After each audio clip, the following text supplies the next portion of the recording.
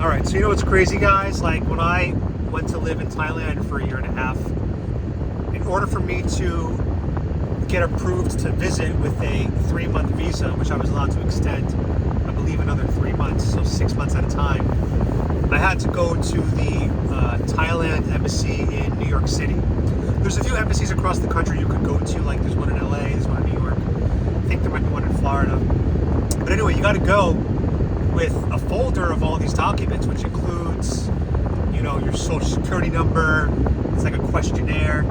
But one of the most important documents that you have to show is your bank statements or your cash on hand.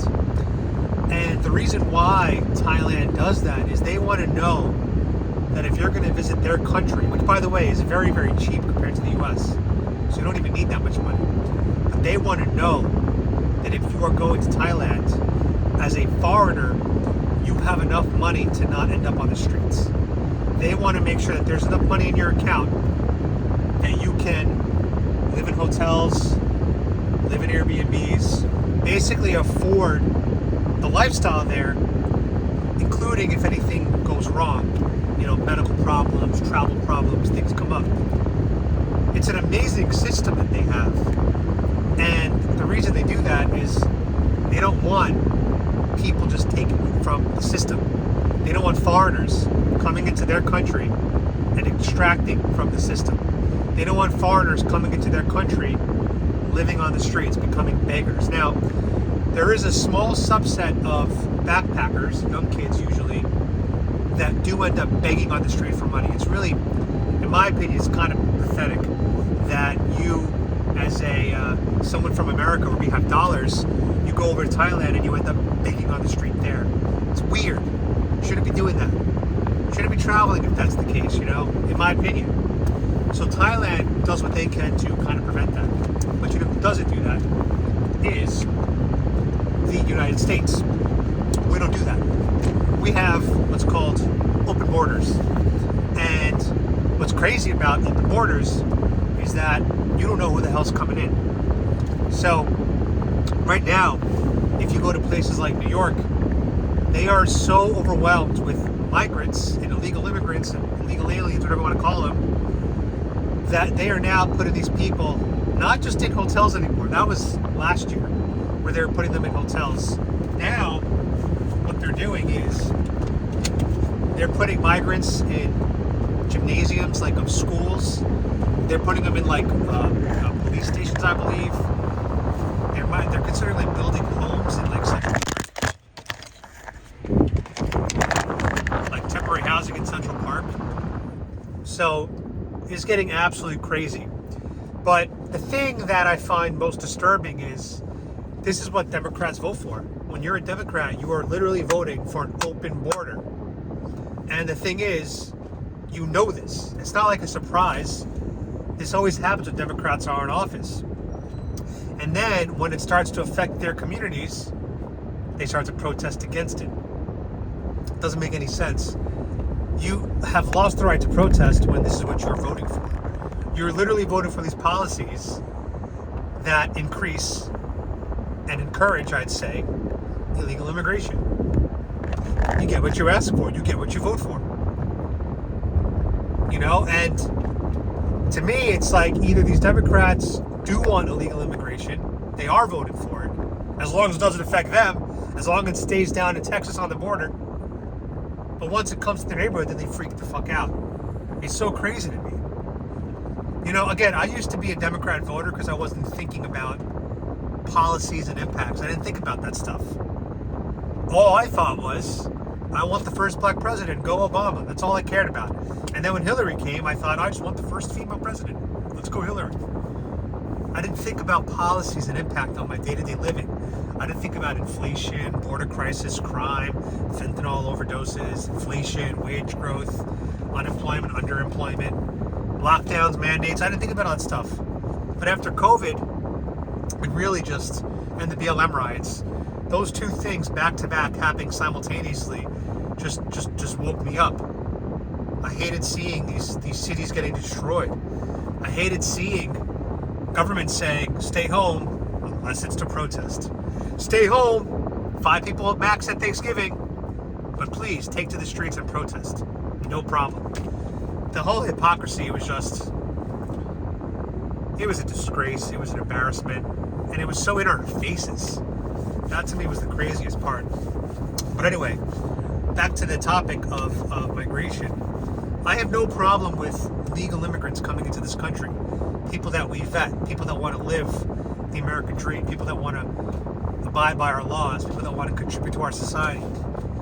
You know, one idea that I had, which I think is a good idea, is taking some of the poorest Americans, not the ones that are homeless, okay, but taking Americans that make like $36K a year, okay?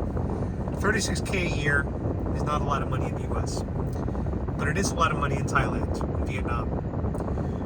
As a matter of fact, if you make $36,000 a year while living in Thailand or Vietnam, you're actually living very, very well there. You can actually save money. You can get massages every day. You can eat out every day. So it's a really, really good lifestyle in Thailand. So you can take a person from the US that makes $36K, put them in Thailand, Vietnam, Cambodia, Colombia, whatever, and now they get a high quality of life, super high quality of life, making their $36K a year. In exchange, we can take back a Thai, a Thai citizen, Cambodian citizen, Colombian citizen that's highly educated, that wants to earn more money and has the degrees and intellectual ability to do that. So we do like an exchange program. We send the $36K there to Thailand, which will actually boost their economy and improve the quality of life for the American, the low-income American, and we'll take back the high-educated foreigners, people that have gone to college, have 4 years degrees, are doctors, lawyers, electricians, engineers, things like that. Sorry guys, I'm trying to drive and film this for you guys. My phone keeps falling, but we're gonna leave it as is. So anyway, I always thought that would be a really cool kind of like, anyway, I always thought that would be a really cool type of exchange program, you know? And I don't see why it couldn't work. We give an opportunity to somebody who really wants to contribute, make more money, and in exchange, we give a better quality of life and an economic boost to a developing country. Everyone's winning, in my opinion.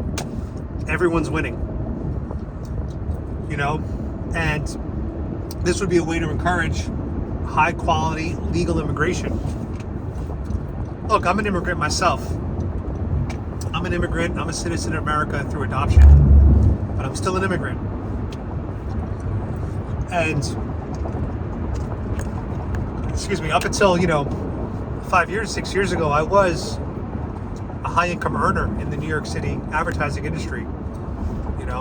Now you could debate whether or not my job had much purpose, but I did really well financially for myself, and my company gave me a very huge expense account. So every month I was able to take my clients out wining and dining, thousands of dollars a night. So I was pumping money back into the economy in a pretty big way. So say what you want, but my career definitely fueled economic growth for one person. I was pretty proud of that. So anyway, my point is, legal immigration is great if we vet the people. But what happens is when you don't vet the people, they come here, they're not prepared for the cost of living, which is very high in the US. A lot of times these people come here with nothing, and they end up on the street. They end up taxing our systems. They need welfare, they need homes, they need medical, they need care. And that's just it's part of why our taxes are so high. It's part of why we have to keep giving more money to these people. There's a difference, in my opinion, if we wanted to donate through like a GoFundMe and we choose to make a donation. Speaking of which, Republicans tend to be more generous than Democrats. Seriously, you Google that. Republicans donate more money to causes they believe in than Democrats. Democrats are the party of all talk, no action. But anyway, let me know what you guys think in the comments. I would never vote blue again. I don't think I'd ever vote blue as long as I live. They need a major overhaul of their party and what they believe in. And they need to return back to science. They don't believe in science because they say crazy shit. You guys know what I'm talking about. Anyway, let me know in the comments what you think about the migrant crisis that's plaguing the U.S. And yeah, God bless Trump.